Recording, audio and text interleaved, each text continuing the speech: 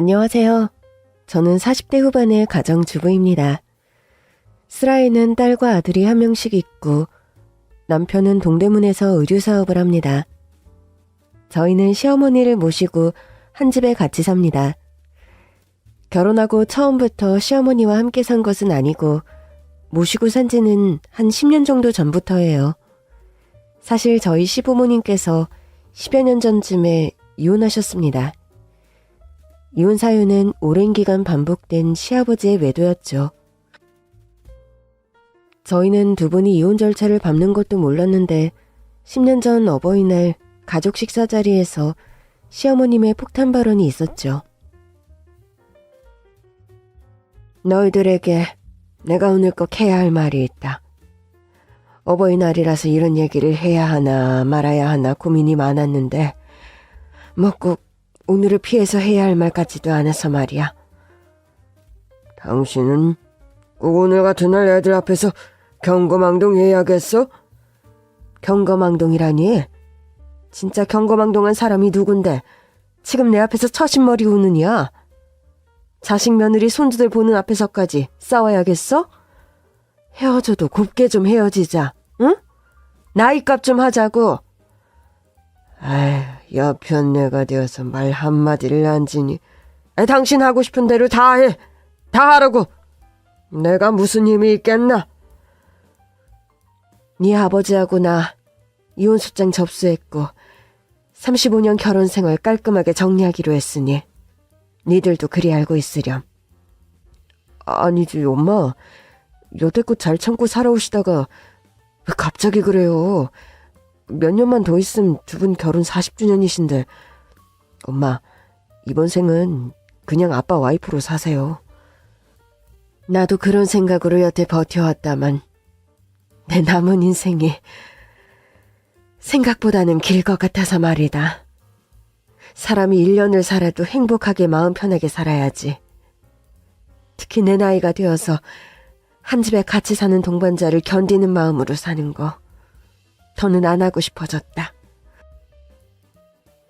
네 어머니와 내 뜻이 확고하니 너희들에게 미안하게 되었다만 이해해 주길 바란다. 그날이 시부모님을 함께 모시고 식사한 마지막 어버이날이 되었습니다. 사실 저희 시아버지께서 평생 여성 편력이 아주 심하셨죠. 제 남편은 유년기와 사춘기 시절 툭하면 이런 문제로 부부싸움을 하는 부모님을 자주 봐야 했다고 하네요. 하다 이젠 내 거래처 여직원이랑 바람을 피워? 당신은 새로운 여자 안 만나고 살면 입안에 가시가 돋쳐? 당신이 무슨 신성일이라도 되는 줄 알아? 신성일이면 바람 피우란 법 있어? 내가 밖에서 여자를 만나도 언제 가정을 등한시한 적 있어? 월급 따박따박 갖다 주지. 그렇다고 딴 살림을 차려? 아님 혼외자를 낳아오기라도 했어? 그래서 지금 그딴 핑계가 밖에서 바람피는 변명거리가 된다는 거야? 그게 말이야 막걸리야. 우리 정명이도 점점 커가는데 아들 보기 부끄럽지도 않니? 당신만 바라보고 살지 못하는 거 당신한테는 솔직히 미안하지만 내 아들한테는 부끄러운 짓 한 적 없어. 다른 여자를 만난다고 당신이나 정명이를 버릴 생각 해본 적도 없고. 어쩌면 인두겁을 쓰고 사람이 그렇게 뻔뻔할 수가 있니? 정말 정명이면 아니었음 당신이랑 한 집에 살 이유가 없어.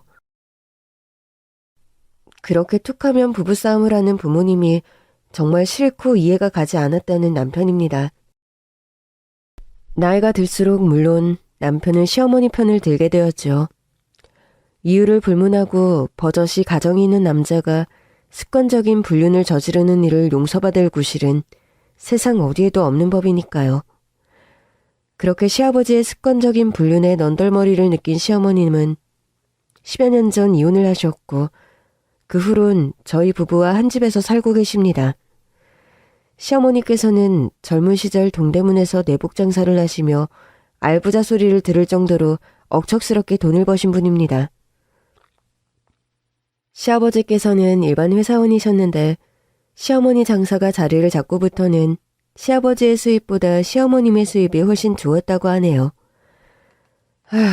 쥐꼬리만한 월급 봉투 가지고 오면서 그 돈으로 또 술 마시러 다닌다, 춤추러 다닌다.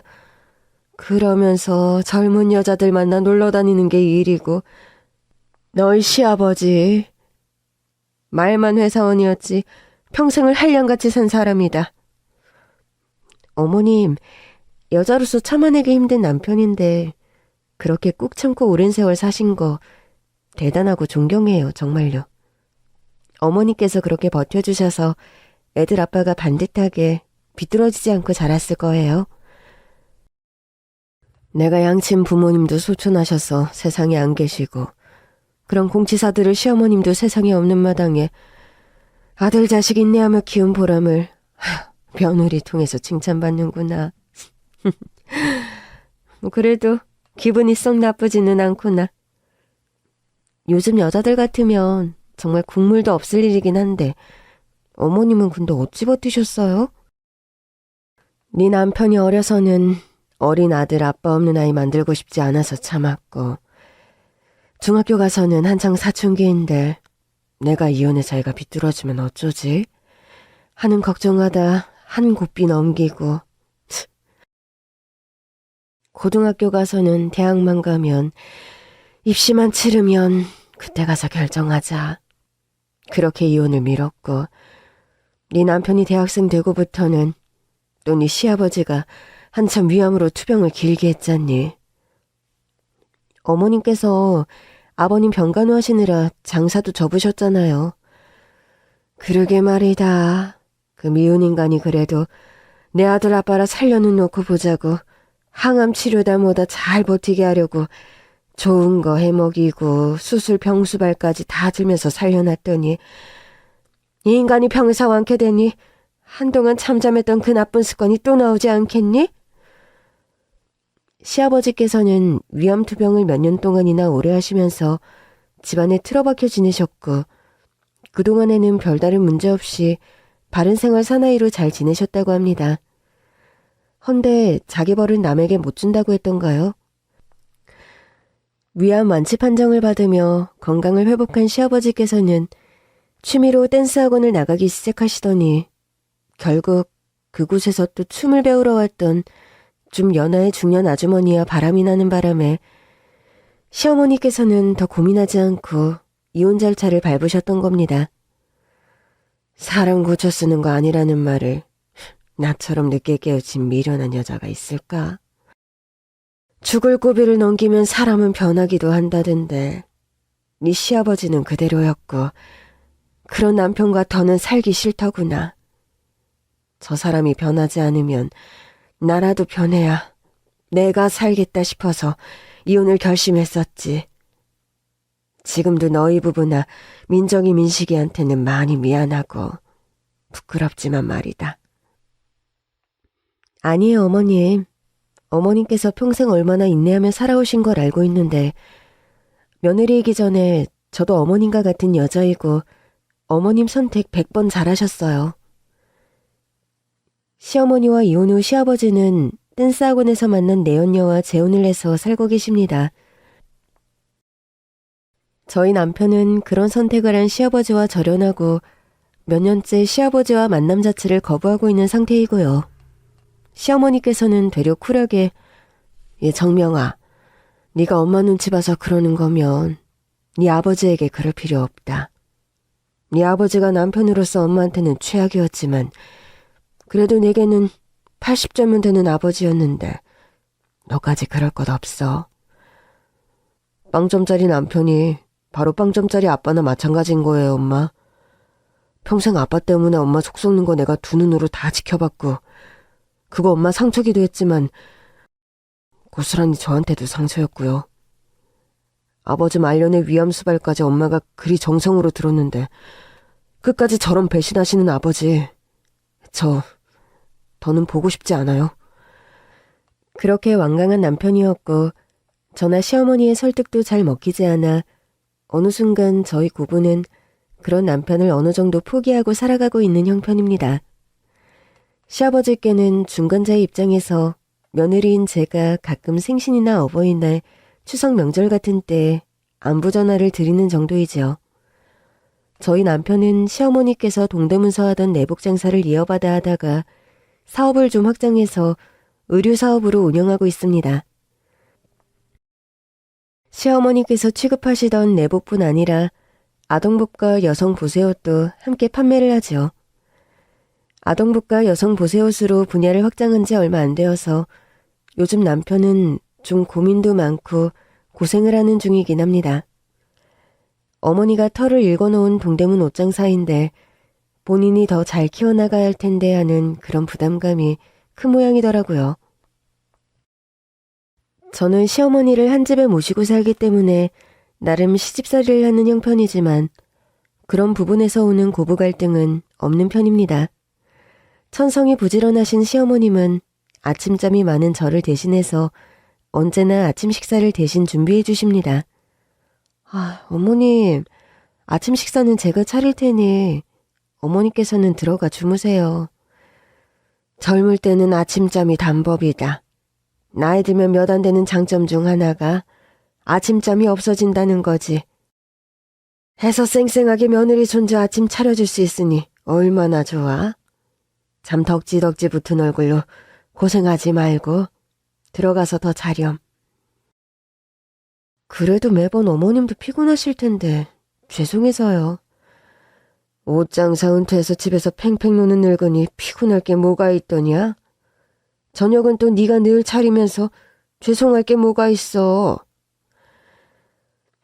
그렇게 저를 많이 배려해 주시는 시어머님이셨기에 저는 시집살이를 한다고 해도 큰 불만이나 스트레스 없이 저희 가족은 화목하고 단란한 편이었죠.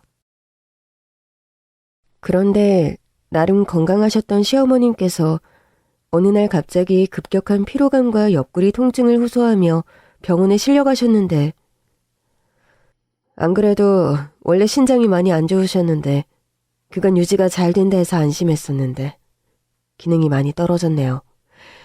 이런 상황이면 빠른 시일 내에 신장 이식 수술을 받으셔야 할 것 같습니다. 신장 이식 수술이요? 투석하던 분도 아닌데 왜 갑자기... 콩팥이 원래 천천히 나빠지는 장기인데 환자분께서는 좀 드문 케이스긴 합니다만 악화 속도가 급성으로 빨리 나빠진 경우에 속합니다. 일단 가족분들 중에 기증 적합자가 있는지 검사부터 하시죠. 저희 가족은 발등에 불이 떨어진 심정으로 가족 모두가 기증자 적합 검사를 받았지만 불행히도 시어머니에게 신장이 이식 가능한 적합자가 저희 가족에겐 없더군요. 엄마, 내가 아들인데도 기증 적합자가 아니라니. 정말 이를 어쩌죠? 평생 고생만 한 우리 엄마 불쌍해서 어떡해. 내가 안 그래도 너희들이 검사한다고 할 때 기분이 썩 좋지 않았다. 생떼 같은 내 자식들 손주배에 칼까지 대가면서 내가 목숨을 부지해야 하나 싶기도 하고.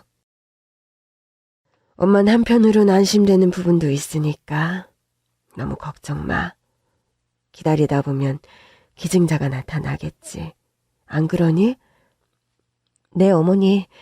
우리 조금만 더 인내심을 갖고 기다려봐요. 기증자 분명히 나타날 거예요. 그동안 어머님 건강 안 상하시게 식단이며 운동 제가 열심히 케어해드릴게요. 내가 딸이 없어서 말년이 걱정이었는데 딸 같은 며느리가 들어와서 호강하는구나. 말만이라도 고맙다. 민식이 애미야. 그렇게 저는 저염 식사를 해야 하는 시어머니를 위해 몇 끼 염분이 최저치로 들어간 건강식을 만들어 식사를 하게끔 도와드렸습니다. 무리하지 않는 선에서 산책이며 운동도 같이 해드리고요. 과로가 가장 적이었기에 집안 살림이나 청소 등도 제가 도맡아 하고 또 저도 너무 힘들 때는 가끔 청소도우미 아주머니도 부르면서 그렇게 살림을 꾸려가던 어느 날 시어머님의 칠순잔치가 다가왔습니다. 어머님, 곧 있으면 어머님 칠순인데 뭐 가지고 싶은 거 없으세요? 그래요. 엄마 뭐 돈으로 드리느니 엄마가 돈 아쉬운 분도 딱히 아닌데 돈보다는 의미 있는 선물이 좋을 것 같은데 가지고 싶은 선물 잘 생각해 보세요. 원래 난 내 칠순에 너희들 데리고 가족여행을 다녀왔음 했다만 요즘 내 건강이 그걸 허락하는 형편이 아니고 글쎄다 선물이라 며칠 남았으니 천천히 고민해보마. 어머님은 며칠 생각해보시더니 칠순잔치를 이틀 앞둔 어느 날 동네 목욕탕에서 저와 함께 때를 미시다 그런 말씀을 하시더군요.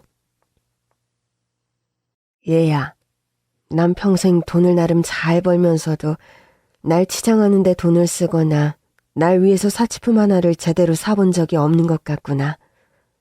어머님, 앞으로라도 예쁜 거 좋은 거 많이 쇼핑하시고 멋도 부리고 그러셔요. 쇼핑 가고 싶으실 때 제가 항상 따라가 드릴게요. 뭐, 다 이제 늙어서 요란하게 이것저것 사고 싶은 것도 없다만 난 장신구 취향도 별로 없고 주글주글한 손에 큼지막한 보석 반지 끼고 있는 거 그리 보기 좋지도 않더구나. 민식이 아빠하고 제가 의논해서 진주 반지랑 목걸이, 귀걸이 세트 해드리려고 했는데 그럼 그건 접어야겠네요? 진주 목걸이 세트? 아이고 관두렴. 내가 그거 끼고 어디 나다닐 데도 없는 사람이다. 그런데 가방은 제대로 된 가방은 하나 있으면 좋을 것 같다. 멋을 부려야 하는 자리든 아니든 간에 가방은 들고 나가야 하는 법이니까. 어머님께서는 의외로 가방 선물을 원하셨고 평범한 가격대의 가방을 고집하시는 시어머님을 데리고 저는 한사코 백화점 명품관으로 향했습니다. 아니지 민식애미야. 너 지금 날 데리고 어디 가는 거니? 여긴 백화점에서도 엄청 비싼 물건들만 골라서 파는 곳 아니더냐. 아서라. 내 분수에 무슨 명품씩이나. 어머님, 저 아범한테 몇 번씩이나 당부 듣고 나왔어요. 어머님 가방 최고로 비싼 걸로 사드리라고. 싸구려로 사드리고 들어가면 저 아범한테 혼나요.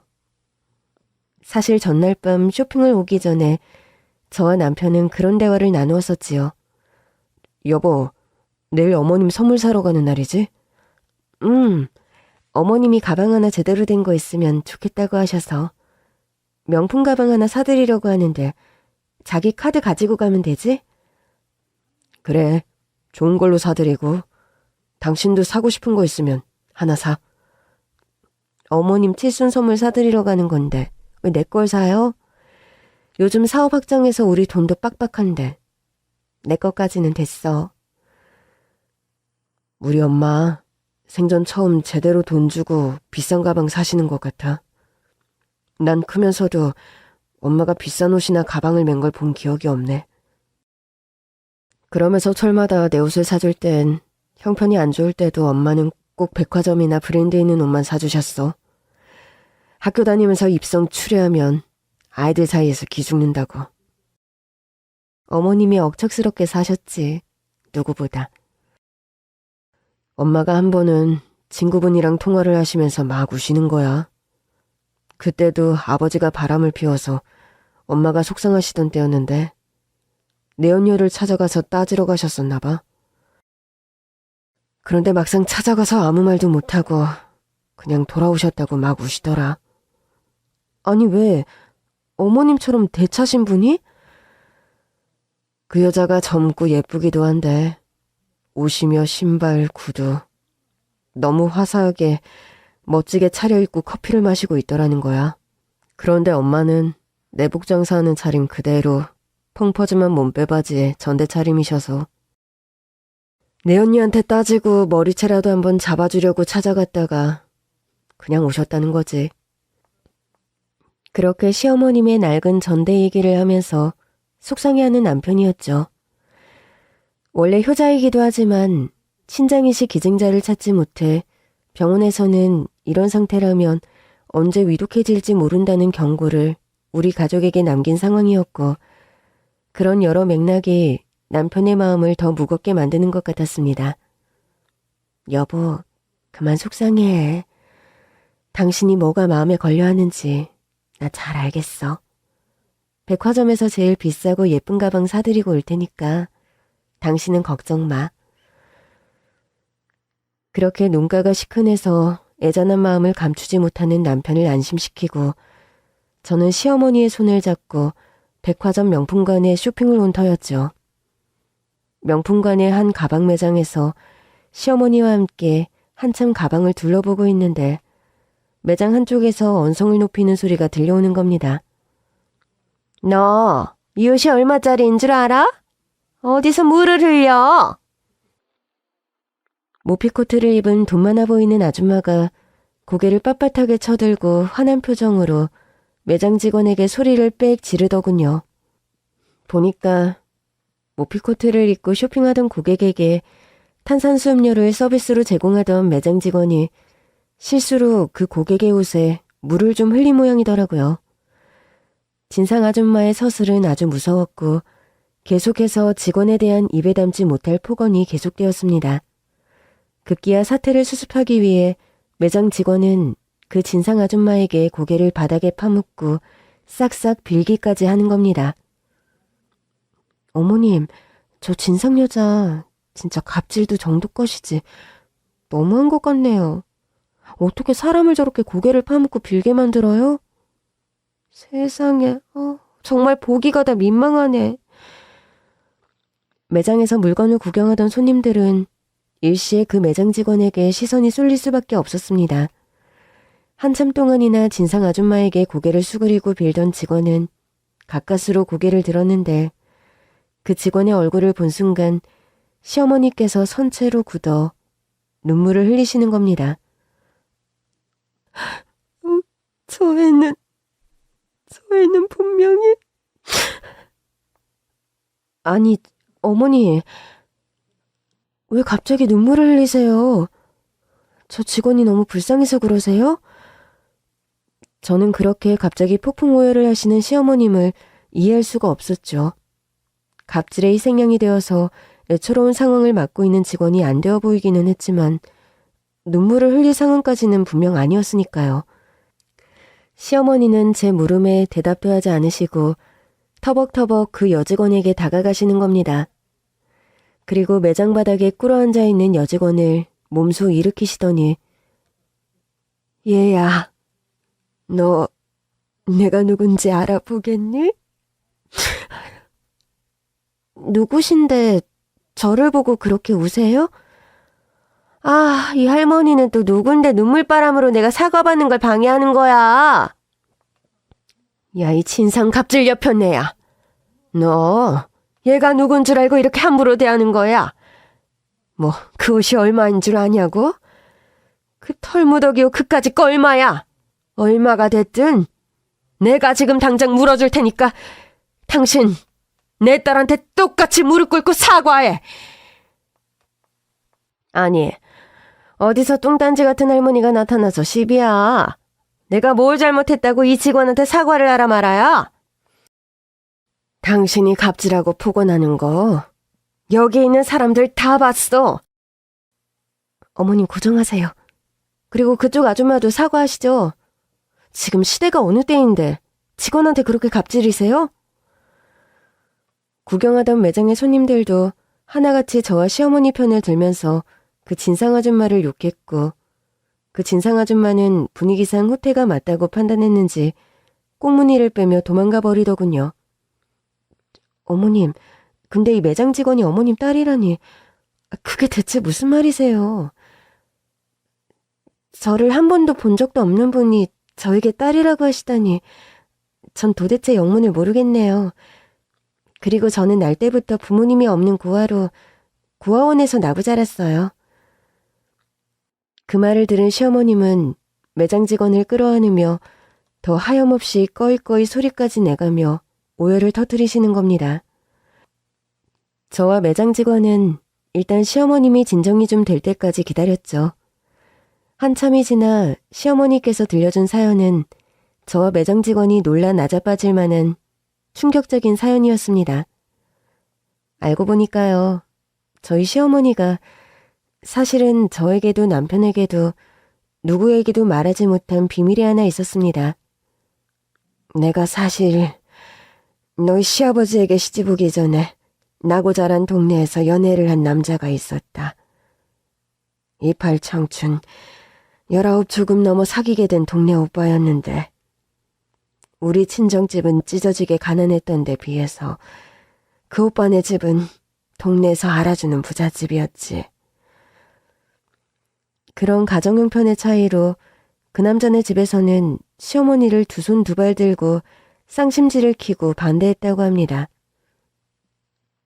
아니, 아무리 가진 게 없다 쳐도 저런 피렁뱅이나 매한가지인 집안 딸을 며느리로 들이라고?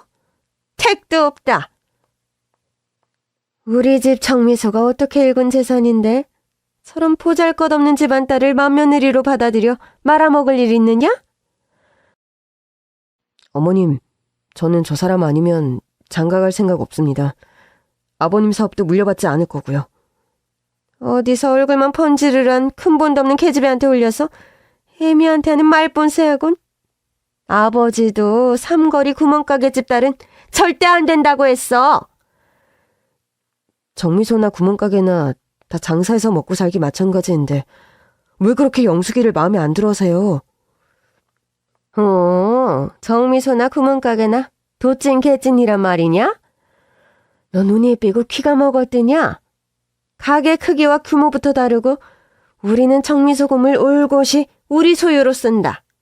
그 일대를 아우르는 목욕탕 쌀집 빵가게 건물 모두 다 네 아버지 소유고 삼거리 구멍가게는 3대가 내려오는 가난한 집안 출신이야.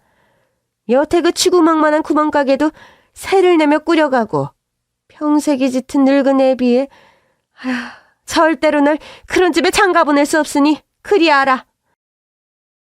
남자 집안의 극렬한 반대에도 불구하고 시어머니와 그 남자는 불같은 연애를 지속했다고 합니다. 둘의 사이를 염려스럽게 생각한 남자의 부친은 강제로 남자를 군대로 보내버렸죠. 영수가, 나 군대 다녀올 때까지 기다려줄 수 있지? 그때까지만 기다려주면 나 돌아와서 우리 같이 도망가자, 응? 알았어.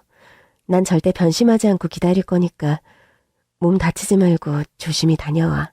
알았지? 그렇게 남자는 군대에 갔고 시어머니는 그 남자를 그리워하며 기다렸다고 합니다. 그러던 어느 날 시어머니는 임신 사실을 알게 되었고 남자가 걱정할까봐 남자에게도 알리지 않고 몰래 출산까지 했다는 겁니다. 그런데 지독한 난상 끝 겨우 아기를 낳고 시어머니는 잠시 기절을 했다가 깨어나셨는데 갓난아기가 보이질 않더래요. 엄마, 내 아기, 내가 낳은 아기 대체 어디 갔어? 어이구, 미련하고 불쌍한 거사. 그 핏덩이는 태어나자마자 저 세상으로 갔다. 네가 낳고 명을 달리한 아기는 마음에 두지 마라. 그래봐야 너만 평된다. 말도 안 돼.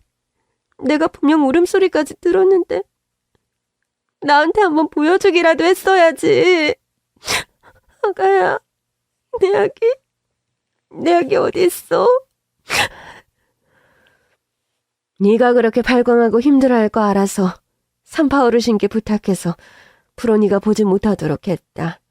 아이고, 처녀가 애를 낳던 소문이라도 나면 네 인생은 끝장인데 어떻게 이런 일을 벌여, 겁도 없이.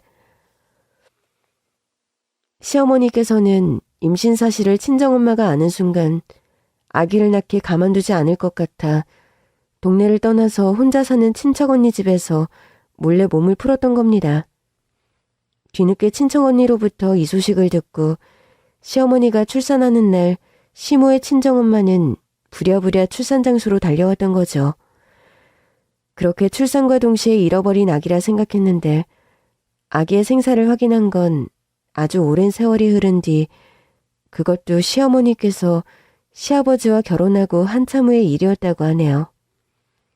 우연히 그 옛날 사랑하는 남자의 아기를 몰래 낳았던 그 친척 언니의 아버지가 돌아가셔서 장례식장에 들리고 그 빈소에서 밤을 새는데 깜빡 잠이 들었던 시어머니는 친척 언니가 하는 대화를 우연히 엿듣게 되었다고 하네요.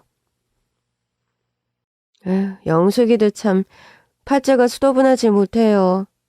지금 시집간 남자도 그렇게 바람을 피워대서 영숙이 속을 썩인다면서요? 뭐 치팔자가 그런 걸 어쩌겠노. 그래도 그 부잣집에 시집가서 마음고생하고 사는 것보다는 100번 낫지. 그 마음고생이나 이 마음고생이나 다를 게 뭐요? 암튼 숙모도 고집 하나는 알아줘야 해. 그나저나 그때 고아원에 맡긴 아기는 많이 컸을 텐데 누굴 닮았으려나요? 내가 죽을 때까지 비밀로 하라고, 무덤까지 가져가야 할 일이라고 몇 번을 말해? 그 입 당장 다물지 못해?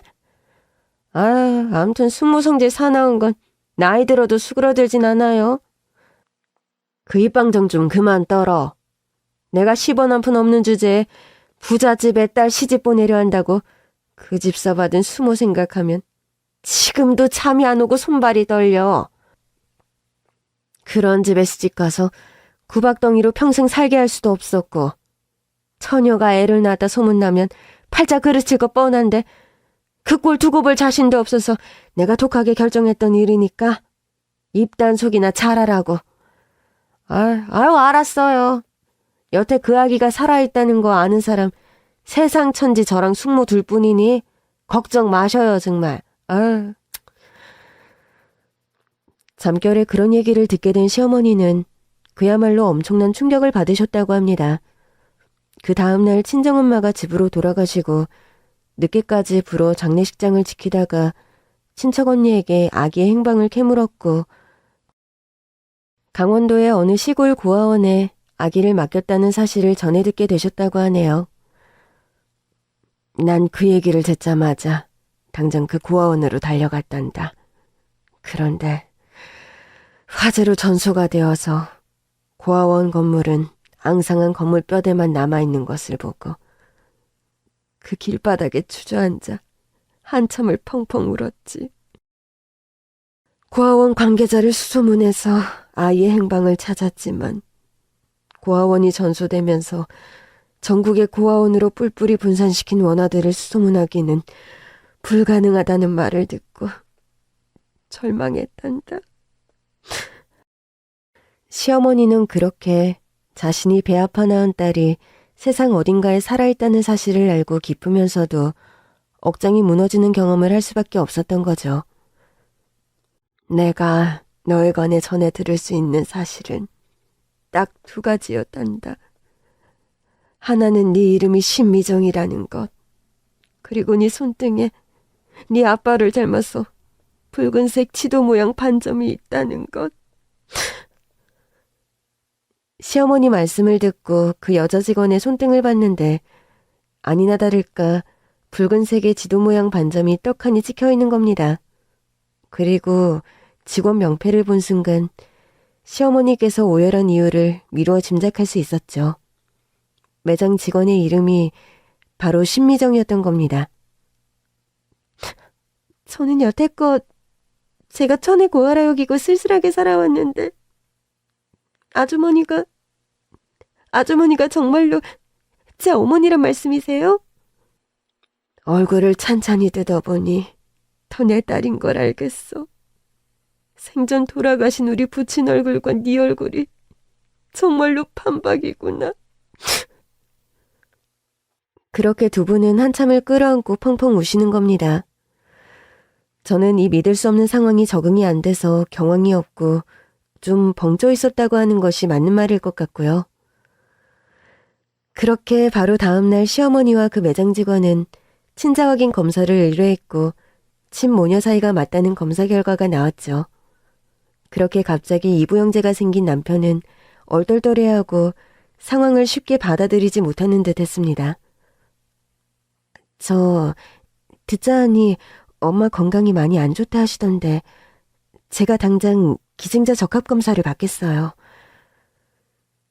시어머니의 친딸, 그러니까 저에게 새로 생긴 시누이는 그렇게 본인이 직접 나서서 검사를 받겠다고 했고 다행히 기증자 적합 판정이 나와서 시어머니는 시누이에게 신장이식 수술을 받게 되었습니다. 수술은 다행히 아주 성공적이었고 시어머니와 시누이 모두 건강을 회복해서 무리 없이 퇴원하게 되었죠. 처음에 시누이의 존재를 잘 받아들이지 못하던 남편도 시어머니께서 무사히 건강을 되찾게 되자 시누이에게 무척 고마워하며 자연스레 누이로 받아들이는 눈치였습니다. 내가 너를 낳기만 했을 뿐 너에게 해준 것이 하나도 없는데 이렇게 덜컥 애미라고 신장이식 수술을 한다고 네 몸에 칼을 대게 해서 정말 면목이었고 미안하구나. 엄마, 그런 말씀 마세요. 가족이라곤 세상 천지 아무도 없다고 생각했는데 이렇게 갑자기 엄마 그리고 남동생까지 생기니까 제가 너무 행복해서 요즘 잠이 다 안 올 지경이라고요. 건강하게 회복해 주셔서 제가 더 감사드려요. 시누이는 고아원에서 어렵게 자라 퇴소한 뒤 영업사원으로 일을 시작했다고 합니다. 구두, 여성복, 가방 등 다양한 매장에서 경험을 쌓았고 판매 실적이 늘 좋아서 최근에 명품 매장으로 스카웃되어 일하던 상황이었는데 그날 그런 진상 고객에게 봉변을 당했고 시어머니를 기적처럼 만나게 된 것이었죠. 민석이 애미애비야. 내 지난 과거의 사연으로 잃어버린 딸을 찾아서 나는 더없이 기쁘고 솔직히 내 남은 생을 이제야 겨우 찾은 딸과 함께 지내고 싶은 마음이 크다. 너희들이 괜찮다면 나는 이 집을 나가서 미정이와 살고 싶구나. 누나도 어머니와 같은 뜻이야? 여태 네가 엄마를 모시고 살아서 좀 서운하겠지만 그렇다고 내가 이 집에 들어와 살기에는 나머지 가족들이 좀 불편하지 않을까요? 저랑 아이들은 고모만 괜찮으면 상관이 없어요. 그런데 고모가 혹시 좀 불편하시려나요? 저희 가족은 시누이의 거취 문제를 두고 한참 의논한 끝에 일단은 현재 살고 있는 집이 딱히 넓은 집이 아니라서 저희 집 바로 앞동 아파트에 시어머니와 시누이의 거처를 마련하기로 했습니다. 걸어서 5분 거리의 위치라서 시어머니를 자주 뵐 수 있고 또 시누와 시어머니도 저희 집에 얼마든지 자주 왕래할 수 있는 거리라서 남편도 좋아했죠. 그렇게 시어머니는 시누와 아파트를 얻어나가 생활하시게 되면서 건강도 좋아지고 전에 없던 활기가 더 넘쳐 보이시더군요. 어머니, 고모랑 같이 사시게 된 후로 어머님 얼굴이 활짝 피셨어요.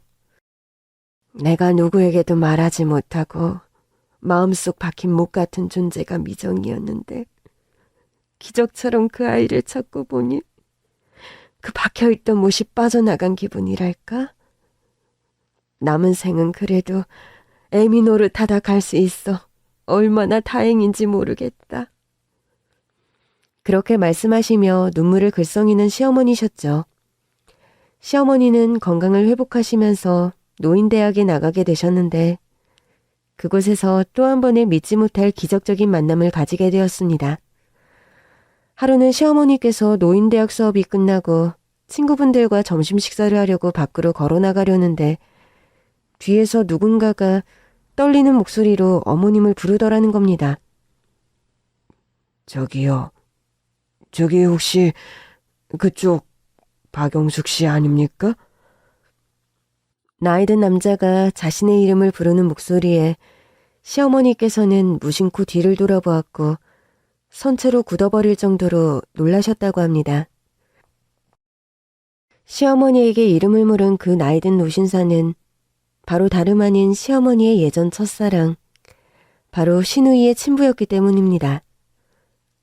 아니, 당신이 대체 여길 어떻게... 시어머니의 예전 남자친구, 그러니까 시누이의 친부는 알고 보니 저희 집과 아주 가까운 곳에 살고 계셨더군요. 구 하나를 사이에 둔 거리에 그렇게 지척에 살면서도 여태껏 마주칠 일이 없다가 노인대학을 다니게 되면서 재회하게 되셨던 겁니다. 시어머님은 그분을 만난 충격에 놀람을 가라앉히지 못하고 순간 자리에 철퍼덕 주저앉고 말았다고 하시네요. 평생을 우연이라도 한번 만났으면 하는 당신이었는데 돌고 돌아 겨우 이 노인대학에서 당신을 다시 만날 줄이야. 어떻게라도 수소문을 내서 찾아볼까 싶다가도 가정을 꾸려서 버젓이 사는 사람한테 연락하는 것도 민폐일 것 같아 고민이 많았어요. 진작 연락을 하지 그랬어? 사별에서 혼자 살고 있은 지가 벌써 10년이 넘었는데 당신이 이렇게 지척에 살고 있는 줄 알았더라면 내 진작... 사별에서 혼자 살고 있다고요? 당신 그거 거짓말 아니죠? 70 넘긴 노인네가 뜨신 밥 먹고 나와 그런 쉰소리를 못하러 하겠소? 아들 한 놈은 미국 이민 가서 사업하고 또 한 놈은 결혼해서 부산에서 장사를 하는데 안 사람은 암투병하다 저 세상 간 지 10년이 넘어요. 영숙 씨는? 그러는 영숙 씨는 어찌 사오? 부군께선 건강히 잘 계시겠죠? 난 이혼해서 혼자 산 지 꽤 되었어요. 그리고 당신에게 꼭 고백해야 할 말이 있어요. 아니 영숙 씨, 왜 그렇게 흐느끼며 우는 겁니까? 나한테 그간 뭐 말하지 못한 사정이라도 있어요? 이따 마다요. 당신에게 해야 할 이야기가 아주 차고도 넘칩니다. 사실 당신과 저 사이에 숨겨둔 딸이 한 명 있어요. 그 딸은 당신 딸이고 지금 멀쩡하고 건강하게 저와 한 집에 살고 있고요. 아니 대체 그게 무슨 말이요, 영숙 씨? 우리 사이에 딸이 있다니. 시어머니께서는 우여곡절 끝에 거짓말처럼 두 분 사이에 딸을 낳은 이야기, 그리고 그 아기가 죽은 줄로만 알았던 이야기, 결국 그 아이가 살아있다는 사실을 알았고 백방으로 수소문해도 찾지 못하다가 최근에야 시누이를 찾은 이야기를 들려주셨답니다. 아니지, 이런 기막힌 일이 있나? 난 그 옛날 군대에서 제대한 뒤 당신이 다른 남자에게 시집가 버려서 얼마나 배신감과 상처가 컸는데 그런 사연이 있었을 줄은. 당신이 군대에서 제게 결별을 통보하지 않았어요? 군생활 하다 보니 현실이 보이고 나 같은 여자와는 결혼하고 싶지 않으니 마음을 정리하고 다른 남자에게 시집가라고 제게 그런 편지를 보낸 건 당신이잖아요. 지금 대체 나한테 무슨 소리를 하는 거요? 난 당신에게 연애 편지나 보냈지 그런 결별 편지 따위 보낸 적이 없는데. 알고 보니까요. 그 옛날 남자분의 본가에서 시어머니와 남자분을 떼어놓으려고 거짓 편지를 보냈던 모양입니다. 시어머니는 그런 조작된 편지를 받고 군대에서 그 남자분이 보낸 편지인 줄 알고 마음을 접었던 것이고요. 그 사람이 자기 여동생에게 그 수십 년 전의 일을 꼬치꼬치 캐묻고 며칠을 혼을 내서 알아낸 바에 의하면 그 사람의 어머니가 자기 딸을 시켜서 그런 가짜 편지를 쓰게 한 거더구나. 우체국 도장까지 어디서 구해다가 찍어서는 우리 집 우편함에 넣어뒀으니, 게다가 군대에서 오는 그 사람의 진짜 편지는 친정어머니가 오는 족족 없애버렸고, 그러니 내가 그 당시에 그 사람의 진심을 알 길이 있었겠니? 아니 이건 무슨 로미오와 줄리엣도 아니고 이런 황당하고 억울한 이별이 있어요, 어머님. 몇십 년 지난 일이니 그냥 두라고 하는데도 그 사람 여동생을 엄청 혼내고 욕을 했다는구나 참. 그렇게 감격적인 상봉을 한 시어머니였습니다. 감격적인 상봉은 또 한 번 이어졌죠. 그 남자분과 시누이의 만남 말입니다. 안녕하세요. 신미정이라고 합니다. 얼굴을 보자마자 예전 네 엄마 얼굴이 고스란히 들어있어서 저희가 내 딸이구나를 보는 순간 알았구나. 이리 오렴 내 딸 미정아. 세상에, 돌고 돌아 살아서 너를 다 만나다니. 저는 엄마를 찾은 것만도 내 인생의 최고 행운이라고 생각하고 있었는데 이렇게 아빠까지 찾게 되어서 뭐라 말할 수 없을 정도로 벅차고 기뻐요. 나에게 있는 줄도 몰랐던 딸인데 이렇게 만나게 되니 또한 너무 기쁘고 나 역시 벅찬 마음이다. 앞으로 남은 셈, 네 엄마와 나는 네 부모 역할하는 일에 여생을 바치련다. 아빠, 아버지. 그렇게 시어머니의 예전 남자, 아니 이제는 시아버지라고 불러드려야 할 그분께서는 시어머니와 시누이가 사는 집으로 들어가서 함께 살기로 결정을 내리게 되었습니다. 그리고 새 시아버지가 되시는 분이 알고 보니 아주 대단한 재력가셨습니다. 그 옛날 정미숙집 아들, 마을에서 건물과 가게를 가장 많이 가지고 있었던 부잣집 아들이었던 그분은 집안의 재산을 바탕으로 제거 공장을 차렸는데 그게 또 장사가 잘 되었고 사업 수완이 좋아서 큰 부를 축적하셨다고 하네요. 새 시아버지의 아들 한 명이 사업을 이어받아서 하고 있는데 여전히 성업 중이라고 했습니다. 박영숙 여사와 남은 생을 함께하고 싶은데 아무래도 나이가 있다 보니 자식들 눈치도 보이고 허락을 받아야 하는 처지네요. 어때요? 제가 어머님의 반려자로 남은 생을 보내도 괜찮겠습니까? 저희 어머니 솔직히 행복한 결혼 생활을 하지는 못한 분입니다. 저희 아버지께서 가정에 충실한 분이 아니셨거든요. 저희 엄마 나이도 많고 또 투병하다 겨우 회복되셨지만 남은 생은 이렇게 멋있는 분을 만나 사랑받으며 살았으면 하는 바람이 있었는데 그 바람이 이루어졌네요, 덕분에. 저희 어머님과 부디 행복하셨으면 합니다. 저도 두 분이 행복하시면 그걸로 좋고 두 분 선택 응원합니다. 축하드려요. 저희 시어머니의 재혼을 모두 기뻐하며 축하해드렸습니다. 따뜻한 5월의 어느 날 시어머니께서는 곱디고 온 분홍 한복을 차려입고 간소하게 예식도 치르고 기념사진도 찍은 두 분은 정식으로 혼인신고도 하셨습니다.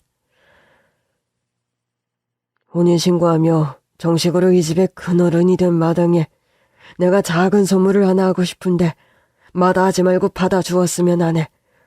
선물이요? 결혼 축하 선물이면 저희가 드려야죠.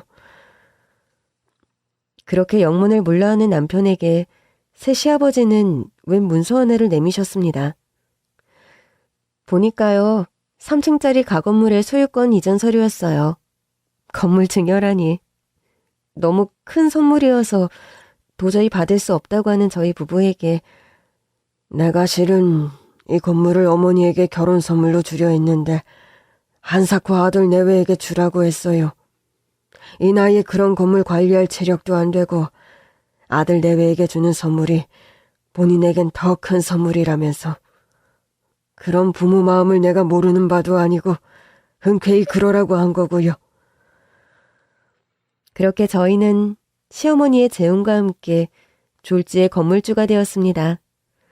사실 남편이 사업을 확장하면서 자금난에 시달리고 있었는데 갑자기 사업자금 고민도 해결이 되고 경제적으로 풍요로운 형편이 되어버린 거지요. 최근에 시누이는 남편이 운영하는 동대문 의류사업을 함께 꾸려가고 있습니다. 오랜 세월 의류며 잡화, 다양한 분야에서 세일즈 우먼으로 활약해오던 시누이라서 남편과의 사업 시너지가 아주 좋은 모양이더라고요. 시누이의 아이디어로 저희 매장에서 판매하는 옷들을 홈쇼핑과 연계해서 판매를 시작했는데 이것이 반응이 좋아서 요즘 남편이나 시누이나 아주 신이 났죠. 다음 분기부터는 시누이가 직접 쇼호스트로 활약하며 홈쇼핑 판매를 하기로 했다면서 판매 아이템을 계획한다, 신상품을 미리 준비한다. 아주 바쁜 시누이와 남편입니다. 어른이 다 돼서 만난 오누이즈가 아니라 서먹서먹하고 거리가 있을 줄 알았더니 둘이 저렇게 쿵짝이 잘 맞아 사업을 잘 이끌어가니 참 아유, 내가 지금 죽어도 여한이 없어요. 지금 죽어도 여한이 없다니 그게 무슨 망발이야? 우리 겨우 이제야 만나서 신혼살림이나 매한가지인데. 어이구, 누가 들으려 망측스럽네요. 주름이 이렇게 자글자글한 신혼도 있답니까? 아유, 그런가? 아유, 그런데 없을건 또 뭐람? 가끔 시댁을 방문해보면 그런 닭살 돋는 멘트가 들려오는 안방문을 지나게 됩니다. 그럴 땐 가지고 들어가려던 과일 접시를 들고 몰래 돌아서 나오는 저입니다. 사랑에는 국경도 없고 나이도 없다더니 시부모님 내외를 보면서 그런 생각을 다시 하게 됩니다. 평생 외도가 버릇이던 남편 때문에 여자로서의 행복도 사랑도 없이 팍팍한 인생을 사신 시어머니께서 말년에라도 잃어버린 첫사랑과 재회해서 저렇게 행복하게 사시는 모습이 자식들 보기에도 아주 좋은 게 사실이에요. 젊으나 늙으나 사랑은 사람을 살아있게 하고 행복하게 만드는 만병통치의 활력소인 게 분명한 것 같습니다. 여러분께서는 지금 사랑하는 사람과 살고 계신가요? 부디 여러분을 웃게 만드는 그런 소중한 사랑과 하루하루를 보내고 계시길 기원합니다. 혹시 그렇지 않다면 내일이라도 기적처럼 그런 분을 꼭 만나게 되는 행운을 맞이하시길요.